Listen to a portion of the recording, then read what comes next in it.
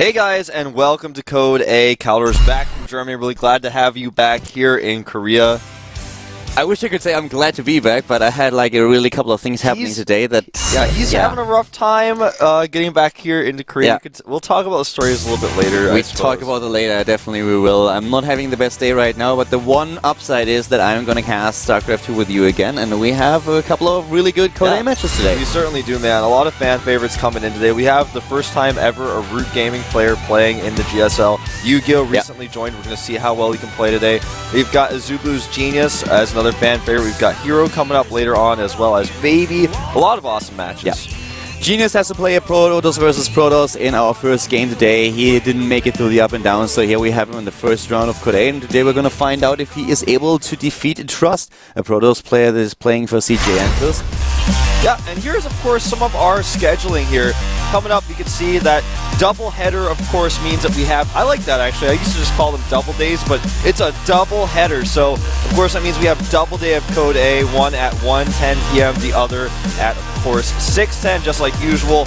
Then, once you get down to the round 3, as you can see down there on the 20th, that's where people go to Code S. That's where we have our finals. And here are our players for today. Exactly, this is the early group today, the 8 players that are going to play the first 4 matches, and then later on at 6:10 p.m. Korean time we will have, of course, the second set of games, but we'll get to that a little bit later. Now we are, first of all, focusing a little bit on the matches at hand. Yeah, so we're going to take a look at first. You know, you can see that the production has changed up a little bit here. We've got our really old school looking jackets going on here. New star logos for the players to show whether they came from up and downs, Code A, the Code B qualifiers. Exactly. Things are a little bit different. The last season for the early session, of course, we didn't have like any FaceTime on camera, so we had our Ninja stream. This time it's going to be a little bit different. We have not the full production here. You can see that the light show is still going to be shown later on. Yeah. But now at least we have like... You guys can see our faces. We're wearing suits. You know, we're taking a step ahead. Now, here is our first matchup. It's going to be Genius versus Trust on Daybreak at Gone Flats, and then finally Neoplanet S. Yeah, and this is the first step for these two guys, and of course this is going to be a very interesting game and a very exciting one, especially for Genius, a player who wanted to go to Code S, didn't make it through the up and downs, wasn't able to qualify directly in the last season, and now we have him here in the first round. He's up against a player that we haven't seen too much of just yet. He's up against Trust, a player who was able to win one of the Code A qualifier grids. In fact, 2-1, I believe it was, to get through. I have to say that Lucky is actually the unluckiest guy ever when it comes down to the Code A qualifier. Yeah. Every single time the guy ends up in the final, and then he loses with just 1 map difference. So I feel it's by now it's really going to be a nerve issue. But well, our first map is going to start. We have Daybreak for Protoss versus Protoss. Genius has to prove himself. He is up against Trust. Here we go.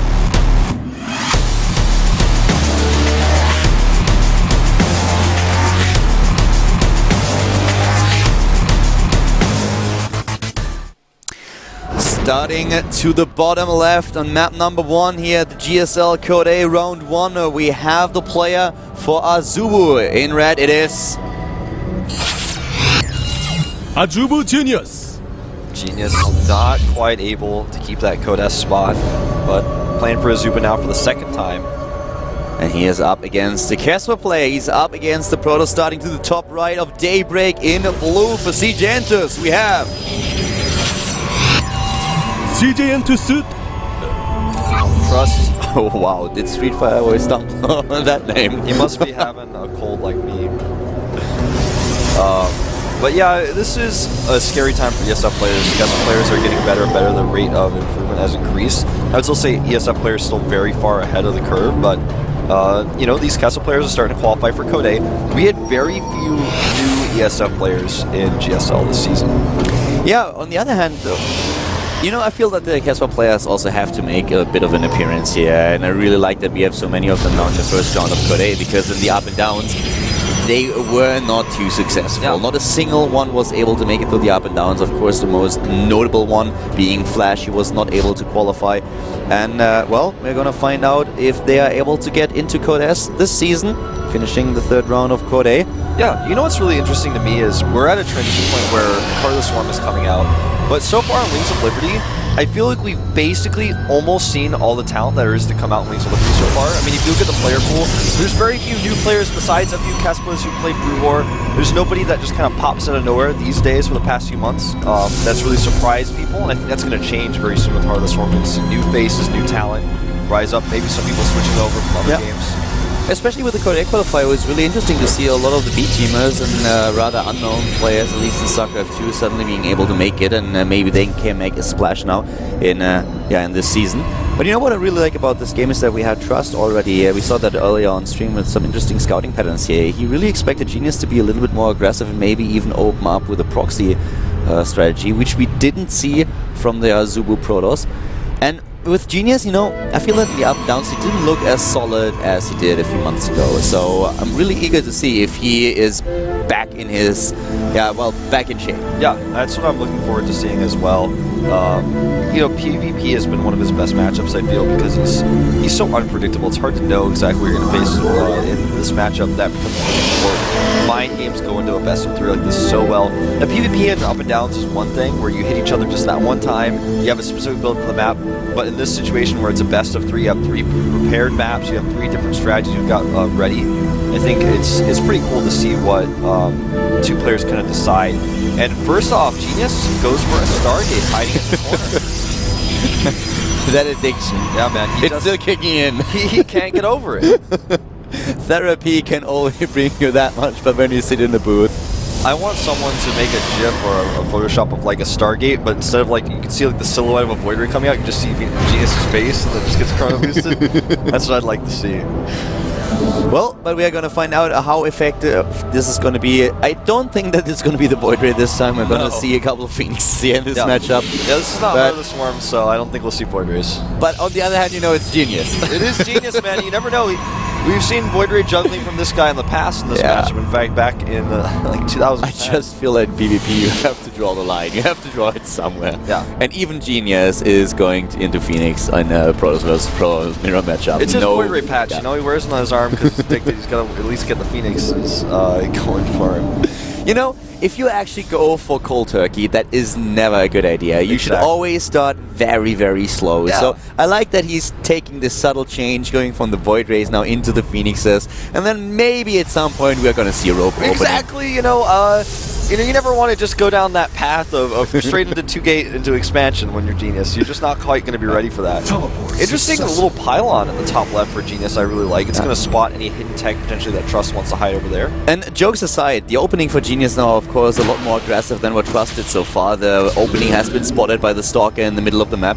But from Trust, we don't see a Twilight. So he went into a normal build where he tries to get his expansion up. We have him already with his robotics. So there was no attempt of going into a Twilight Council. And of course, if you're up against the Stargate opening, what you usually want to do is get Blink as fast as possible. Helps you quite a lot. But in this scenario, Genius now expanding, and Trust, of course, being forced to go into Twilight. Yeah. Did he actually complete the robo, or did he cancel it? He completed it, and it's very unfortunate for him. He's got the Observer going across the map now. With his units perfectly in position here, though, he won't lose too many probes and just for now. No Phoenix is going to go down for Genius, but he's keeping that pressure on him while he gets his expansion up. But Trust, I feel like as long as he doesn't make any major mistakes here, he's still going to be in a decent spot. That is so important that he actually spotted the pylon. We just saw pylon cancel to the left side. I don't think we caught that on stream. He cancelled, actually, was not destroyed, so there was a pylon by Trust being built, and Genius, he scouts it and he takes it down. Really important for him here. And he is keeping his Phoenix count really low. Only 3, doesn't go up to 5. He's just trying, as you said, putting up a bit of pressure, trying to snipe an occasional probe, and this will of course later on also help him to just take down a few of his opponents closer, at least put pressure on them. It's not like he wants to bust through. He has an expansion on his own. There's not like a massive gateway attack coming after this with a Phoenix support. Yeah, you're so right. And he's, you know, with his tech, he's been able to start chrono boosting Immortals out, and he's moving to the next phase of this game. Even skips, as far as I can tell, the Observer, so just goes straight to Immortal just to be safe. And Trust, on the other hand, is going for Blink Stalkers. You know, this is really interesting to me because after seeing only 3 Phoenixes, Blink doesn't seem to be a defensive choice anymore. It doesn't really make that much sense, especially considering he only has 5 Stalkers out. So I wonder what his plan is going to be with this. Because Genius already has Immortals coming out. He's build order-wise in a great spot here. Yeah, Trust is the first one who goes into a Robotics Bay, but at this point, Genius is also... Well, both of them are actually really focusing on the economy now. It's not like one of them tries to trick the other and suddenly stops his pro production. We have both of them just heading into the late game straight away, taking different paths here. But at this point, the economy is dead even. We have 42 harvesters for both of them. The choice of tech is also very, very similar, at least at this point. And what we see though for Genius is a much faster Forge here. Yeah, and that's actually going to become more and more important as time goes on. Yeah. You can see that this robotics build time is slightly different, but Genius has the better Immortal count. He's lost no resources. His opponent's lost 400. I mean, things are just starting to stack up here a little bit. And Trust, even though he has Blink, he's not using it. I mean, that's an investment that he's put a lot of resources in, not only the Twilight Council, but the Blink research itself. He's not getting any return on right now. Exactly. These are resources that he spent, and that's something that Genius can use to get just a little bit ahead at this point. A nice Blinker trying to catch those Phoenixes, not able to pull it off just yet. But right now we have for Genius a faster +1 attack upgrade. We have him with the second Robotics. The same is true for Trust, but Genius is always a little bit of a step ahead of him. And that's where those 150 resources and the 100 extra resources for the Twilight Council end up going when you're Genius. Look at this third base here for Trust. Yeah, third base is a smart choice in this situation. Genius loses a Phoenix. No real scouting information there either. And the third base, of course, also with the Blink. I'm wondering a little bit, okay, what are you going to do with the Blink? You're only up against 3 Phoenixes, so what are you going to do with it? And he takes the third base. He is a little bit more mobile now, but Genius is already on the move. And with the timing that Genius is hitting here, he can actually do quite a lot of damage because he has already 2 Immortals. There are going to be 2 Colossi very, very soon. So if he sees the third base with the Phoenixes, he could actually decide to just try to go for it for sure. Cancel. He's got +1 without the finish up. He's not going to have range when he hits, most likely, but he can just go without it because he's going to have the better army for sure. He takes his own parries without pressure at the same time. It's a great choice. Yeah, I love this. And now, I mean, you know, just looking at the way Genius controlled the map, catching those Blink Stalkers with his units. Yeah, he only killed 1, but he just looks like so experienced to compare to Trust. If you look at the way they're playing this game out, Genius is always, like you said, 1 step ahead.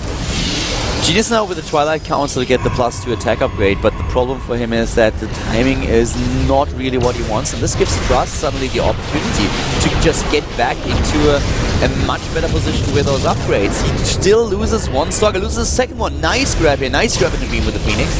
Yeah, he's trying to push the Phoenix back. It looks like he will save the Stalker, but a lot of damage done. Another Guardian Shield wasted as well for Trust.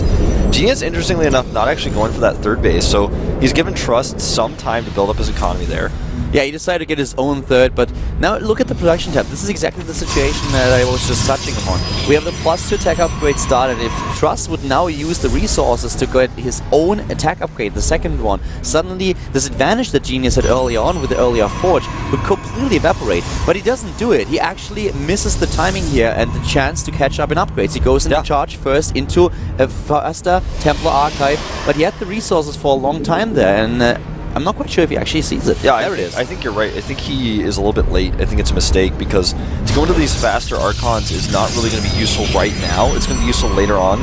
It's much more important to get the +2 up because whenever the fight happens, that +2 is going to make a much bigger impact than maybe 1 or 2 Archons are when you have that Templar Archive. And as it is, like right now, the timing is the timing window that Genius has with the better upgrades is going to be very small. But just think about how what would have happened if Genius would have hit the Twilight Council perfectly to start +2 immediately when +1 starts. Suddenly he would have been massively ahead in the upgrades. And even so, there's still a fairly decent window here for him to use this. He's never stopped using these Phoenixes, by the way, the entire game. Just gets another probe. Just looking at these Phoenixes, one has 3 kills, the other has 5, and that doesn't even count the third Phoenix, which died earlier. So much damage on. And now Genius comfortably takes his own Templar Archives. How many Archons have we seen since Trust made his? None. He hasn't even made more than 1 Templar. He just made 1. That's not useful. It just goes to show. It's like Tasteless looking for a Tosis. Yeah. It just goes to show. Not where's Waldo, where's a Tosis. It just goes to show Genius is, he's just more experienced, I feel, in how this matchup plays out. He's played this matchup probably maybe 20 or 30 times more often than Trust has. He's been playing this game for so much longer. I mean, this guy is the BlizzCon champion. 2010. And Genius now not actually skimping on those upgrades. He goes straight into +3 attack. His charge is a little bit later, but it's definitely going to be there in time. If Trust starts to attack right now, he will still need the time to cross the map.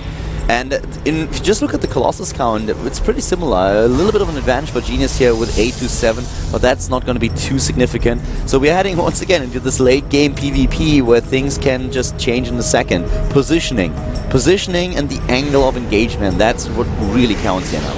Yeah.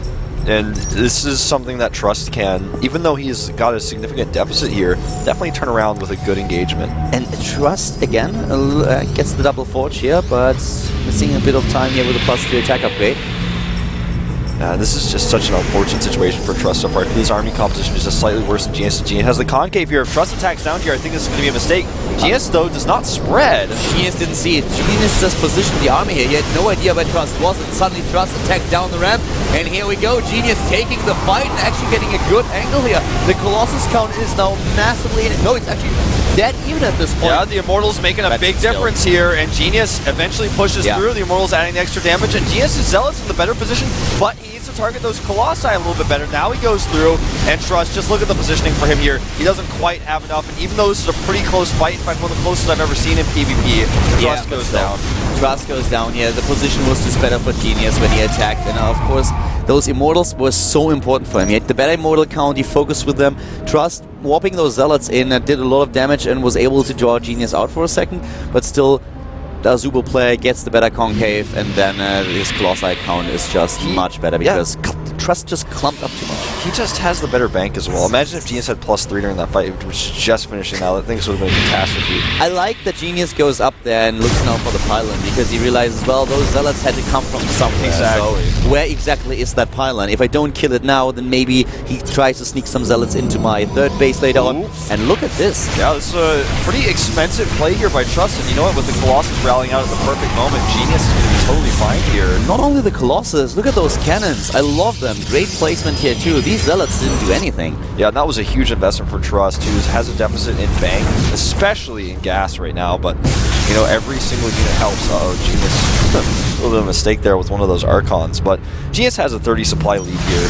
He's moving across the map, even though Trust had the faster second forge. He was too preoccupied with the battle to get his armor up even faster than Genius. Genius is just a few seconds behind there, so the upgrade advantage isn't even going to his favor. I was actually really worried for Genius when the last fight started because you could really see that he positioned his army at the bottom of the ramp, a little bit farther away from it, and then he started to macro in his base. And suddenly Trust moves down that ramp, and Trust didn't realize that at first. And I mean, I don't blame him. He walks down and suddenly Colossus start auto-shooting at him, so he's like, whoa, he's already set up. And if he would have just gone for it at this point, he would have had like 1 or 2 precious seconds where he could have overwhelmed Genius when the Azubo player didn't really pay attention to the fight. I feel like Genius had the better composition as well. Most of Trust's first few volleys was Colossi hitting Genius' Zealots because Trust wanted to go for a flank, but the flank was too late. He didn't time it perfectly because, again, like you said, he was a little bit surprised. Genius is now in a position where he can attack this third base. Trust is in so much trouble right now. He's trying to find the angle to attack Genius' army, but as long as Genius splits perfectly well here with his Colossi, those Zealots are going to go into a choke point. Genius is being almost too patient. He's taking a 4th base right now. He wants to find the perfect angle. And consider, though, even though he is ahead in supply, if he makes one big mistake with his army, that's a great way for Trust to get back in this game, so I don't blame him here. The upgrade's also starting to make a bit of a difference here. Trust is ahead with 1 armor upgrade, if I'm not completely mistaken here. He is ahead 1 armor, 3 Well, attack. he's starting his ahead. Like, they're both at +1 armor right now, but he's starting +2 armor, whereas Genius has not. He only has 1 forge. That's the one upgrade that I didn't see, the +1 for Genius. Okay, so he completed it already. Yeah, but Genius now with the Dark Shrine, adding a nice touch to this, but yeah, with the double upgrades for Trust, if he can buy himself enough time, this will definitely give him an edge later on. Yeah, Genius, I think, has seen that there's only 1 cannon at 3rd base, so if he sends 3 DTs over there and kill the cannon, then start to kill probes, for example, that could be devastating. Right now, the observer count for Trust, in fact, he has no observer. Not even 1. And maybe this is something that Genius has seen. Maybe one of his Phoenixes happened to catch the observer and he was like, maybe he doesn't notice. Maybe I can do some damages. Because if you have just a few DTs in your army and your opponent doesn't have observer, oh, this is an awkward engagement by Trust. He can't afford to do things like this right now. Phoenix is getting some hits as well. It's unbelievable that those Phoenixes are still alive. Yeah. And Genius is really paying attention to them. Oh, this is not a good engagement for Genius, though. Trust takes a massive supply lead, but Genius has a huge bank he can dump into DTs if he wants to. And the Dark Shrine is about to be completed.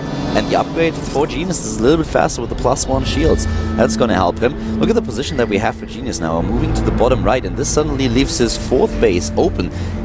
What's he gonna do here? He knows that army's there, but he has to figure out the perfect way to engage it. These Immortals are a little bit awkwardly placed here. They're gonna get surrounded by Zealots. This could be what Trust needs to win this game. It could definitely be exactly what he needs. He's going in with those Archons leading the charge, and here come those Colossi. Genius is backing up, but the problem for him is he's already down in supply, and his entire army can't do anything. He warps in additional Zealots, tries to flank Trust, but if Trust micros this well, he has a great position. Look at that, splitting on the Colossi. Excellent by Trust. Genius is actually going to be able to potentially clean this up. No, not with those Zealot flanks. It's too much. He has too much. He has suddenly this meat shield that he needs to pressure those Colossi. All the Genius had were the Colossi. It's just so unfortunate if your opponent is able to put a wedge into your army.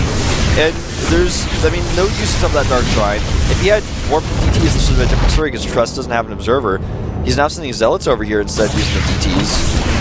And, I mean, Genius can lose his 4th base. He just doesn't have enough army. If Trust pushes it all the way through, he can just kill Genius. Genius cannot reinforce quickly enough. That's how PvP works. Genius does also not really have the resources now. He's only warping in a few Zealots, and what else can he do? There's not a lot. He doesn't have time, and that's the biggest issue here.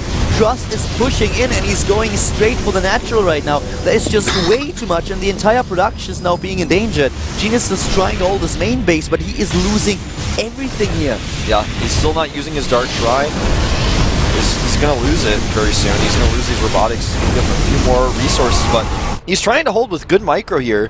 The Zealots at the right side are dead by now, and Trust now with 115 supply against 52 is about to take game number 1 here in the best of 3 in the first round of Code A. Genius had a great spot, but now Trust also with an upgrade lead. He is in a position where he just can't lose this game. He's in a much better position now than Genius was ever in this game, even though he was massively ahead. Genius was a really nice micro here, but at the end of the day, it doesn't matter. He's actually dancing his units a little bit here. And now he's got even the Observer. I mean, DTs could have been useful here. Genius's engagement there. It just goes to show, you mess up one engagement in early game PvP and you lose the game. I actually think that Genius is probably sitting in his booth right now and asking himself, why didn't I go Void Res? Yeah. No. I'm sure that's exactly what he's thinking, man. Like, he's like, I'll do it next game. No, you guys just wait. But getting serious here again for a second. You're right about what you just said. The problem for him was really the first engagement was already not the best, but the big problem, and he moved to the bottom right, and suddenly there was Trust putting this wedge in between the armies, so he couldn't do anything. He tried to reinforce, but he had these 2 awkward army groups, and he could never really unite them. Then he was lacking a shield for his own Colossi. The new round of Zealots is in there for Trust, and then Genius loses every single one of his tech units. If he doesn't react, then he loses his 4th base. He has to do something.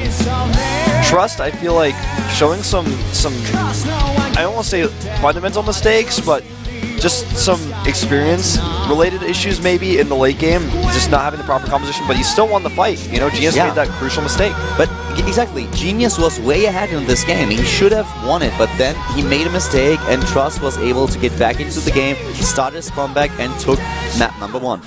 Map number 2 is going to be a kill in flats, and we are going to jump right into game number 2 in our PvP. Yeah, of course.